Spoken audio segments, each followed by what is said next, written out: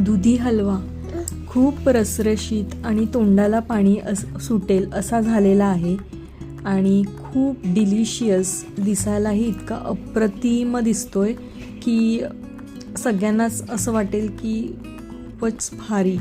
तर इथे मी एक दुधी घेतलेला आहे, त्याची सालं मी काढून घेतलेली आहेत, मागचं आणि पुढचं डेट काढून घेतलं आहे, त्याचे 4 भाग केलेले आहेत आणि इथे माझ्याकडे बॉक्स ग्रेटर आहे. त्या बॉक्स ग्रेटरनी आपल्याला तो एकदम बारीक बारीक असा किसून घ्यायचा आहे.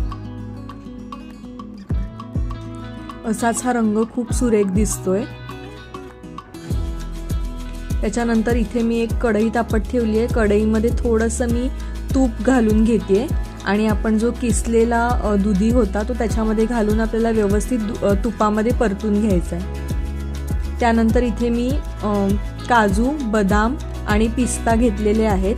तर ते आपल्याला एकदम बारीक बारीक असे व्यवस्थित कट करून घ्यायचे सगळे ड्रायफ्रूट्स. त्याच्यानंतर 5 मिनटं आपण दुधी तुपामध्ये परतून घेतला व्यवस्थित की त्याच्यामध्ये आपल्याला दूध घालून घ्यायचे.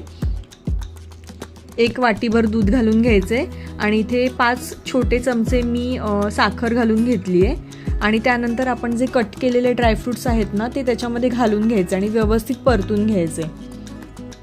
आणि हे सगळे जिन्नस घातल्यानंतर आपल्याला जवळजवळ मंद आचेवर 7 ते 8 मिनटं हा हलवा शिजवून घ्यायचा आहे व्यवस्थित.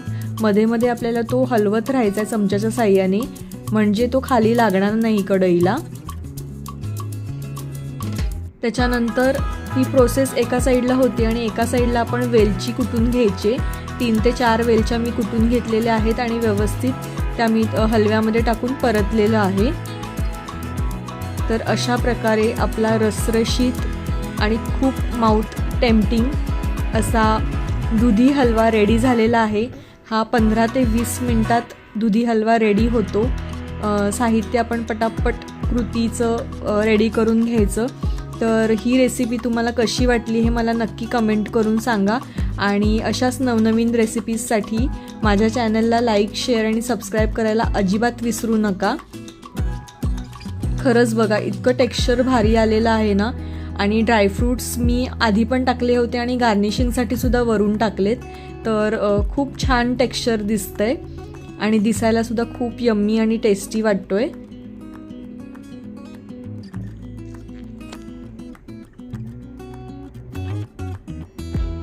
खूप झटकीपट होतो आणि आपल्याकडे कोणी पाहुणे येणार असतील तरी पण हा आपण पटकन काही गोडाचा पदार्थ करायचा असेल ना तर नक्की करू शकतो. सो ठीक आहे, बाय.